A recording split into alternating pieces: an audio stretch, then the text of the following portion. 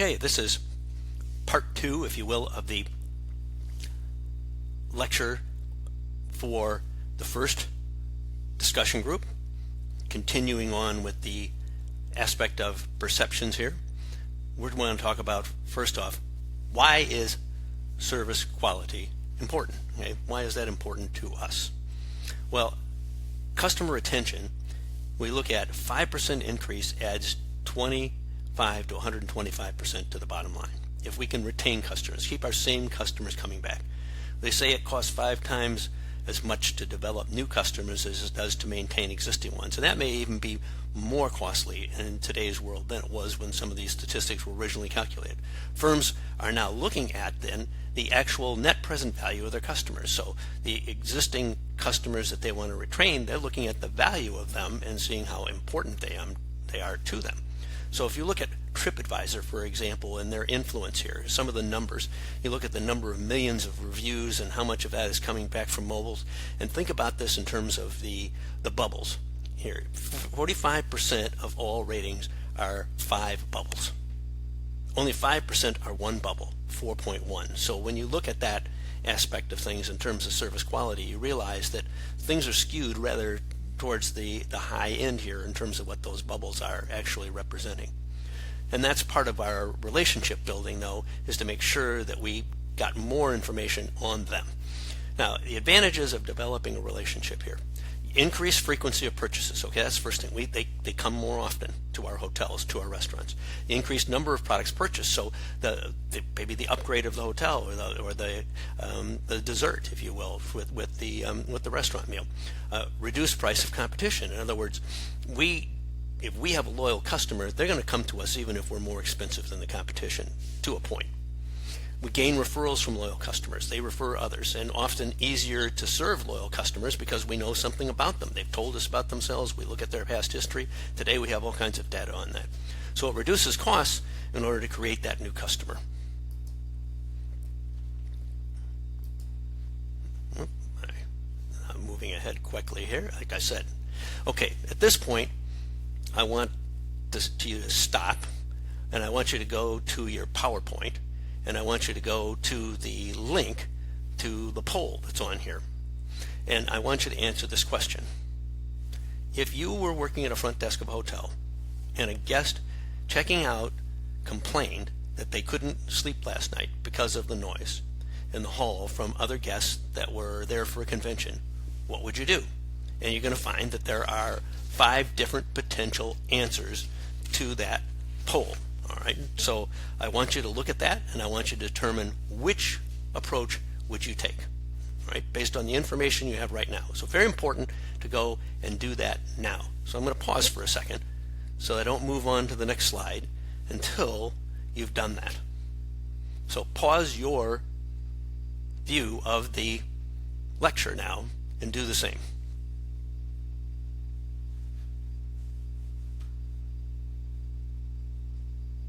Okay, I'm going to move ahead, but make sure you take that poll first. Very important. Let's talk about the concept of lifetime value of a customer. I think an extremely important concept in our day and age.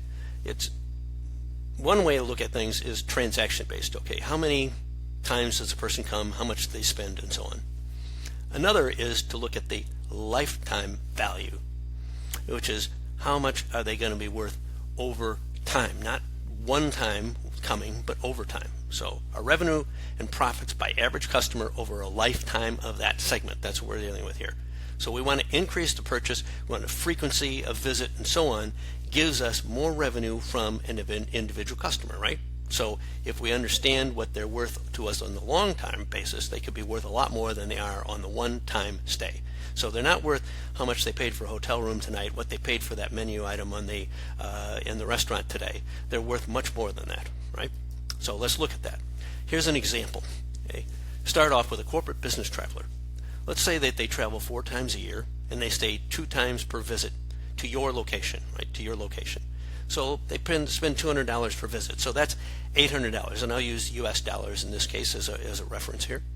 So we're talking 4 times a year, 2 nights. How many dollars is that? That's $800, right? $800 for the year. But let's say they're in that job and in that position for 4 years. So now how much are they worth to you? They're worth $3,200. So not $800 that they just paid for the year, not $200 they just paid for the night, but they're worth $3,200 to you. Does that make sense? So if you look at it from that standpoint, you might have a different value on them, right? Well, let's go a little bit further. So when we measure the customer, we want to know the number of active customers. How many do we have that are actively coming, that are still coming there? Their job still requires them to come there, their plant's there, their operations there, whatever it may be. The different customer segments in terms of the average profit per customer. So which are the most profitable segments for us? What's our cost to acquire those customers? What do we have to pay in order to get there? So a wholesaler may bring a lot of business to your hotel, but there's cost in that in terms of the rate that you actually charge to do that, and the amount of negotiations and so on you have to go through, as opposed to a business traveler who might be a little less costly to actually retain. Your retention rate of customers for each segment. So in other words, how many of them are loyal customers? How many of them come back time and time again? How many are there just one time? How many come more often? And then the anticipated growth or decline of those profits. That's how we're looking at things. If we're looking at the total value of the customer, and now we're talking about the customer segment, but we're talking about the individuals within it. And I think that's important to always remember. We're talking about those customers within it. So look at that corporate traveler now in terms of the lunch business, for example, to a restaurant. So the corporate lunch customer might come 2 times per month. Average check, say for 2 people, $100. The total value $2,400 for the year. Again, over 4 years, $2,400 each year. That's $9,600 that they're worth to you on a lifetime basis. $9,600. I'll give you an example here of my own. I was at a restaurant that some of you may be familiar with, a fairly popular restaurant in the U.S., Cheesecake Factory in Las Vegas, a number of years ago, with the woman who I was dating at the time and her family. And we were there for a meal, for a dinner. Her relatives, she was Filipina, her relatives were there from the Philippines. Okay, and next to us was another table that happened to have, I was working for the University of Nevada, Las Vegas at the time, happened to have some people from the sports department there. Well, the long and the short of the situation is that we didn't get the same service that they got. I complained to them about it. Now, I had students who actually worked in that restaurant, but they weren't working there at the time. I was teaching at UNLV, University of Nevada, Las Vegas, that is. And I went to them and said, here's the concern, here's why we've had slow service, we're not getting the right items, people aren't being asked for things. It was rather embarrassing, actually.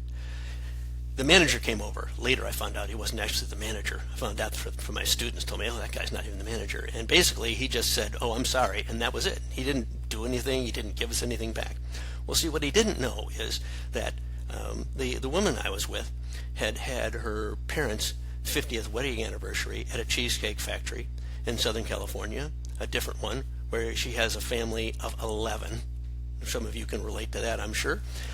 And they had a huge bill. My sister had her wedding reception at a cheesecake factory in another location in California, where she had a number of people for the rehearsal dinner before the big wedding. We had been to many different cheesecake factories before. I had students there, so my word of mouth was worth a lot, and we were worth a lot more money than that transaction, and they didn't react to it that way. They didn't see us as that $9,600 value or whatever it may have been in the process. So let's define it if you want to do it in technical terms, and I'm sure you can go back and you can look it up, and you'll find a lot of technical terms for it, but I want to simplify it a little bit. So net present value of the expected future stream of financial contributions to the customer. In other words, how much are they going to be worth to you in dollars over the whole time that they might come? Okay, it's calculated in terms of the customers, positive contributions, what they bring, minus the expenses, of course, because we want to know how much it's going to cost us to get there. So no company can get precise on this, but we can get an idea of what customers are actually worth to us. And if we think about our most valuable customers, we think of the Pareto principle here. The top 20% usually account for 80% of the company's business. And a lot of companies that have analyzed this have found that to be fairly true. The long-term value is difficult to calculate, of course, but we can get a rough idea of it. And most common abilities to how we might look at it in terms of what we measure it is the recency. How recent do they come? In other words, do they come every month, once every other month? Well, what's that aspect of it? The frequency in terms of how many times they come over that period of time, or I should say the first one is how from today, how long ago was the last time they came here. The second one is how many times they come. And the last one is the monetary value. So if you look recency, frequency, monetary value, that's what we're looking at in terms of the total value of that customer. So now I want to go back and I want you to take a second survey question. After considering the long-term value of the customer, looking at that same scenario we had before of the customer who complained because of the noise from conventions, what would you do? And again, you're going to have 5 potential answers to that. In class, what I will do is take a look at the differences between the two, and we can have our group discuss that.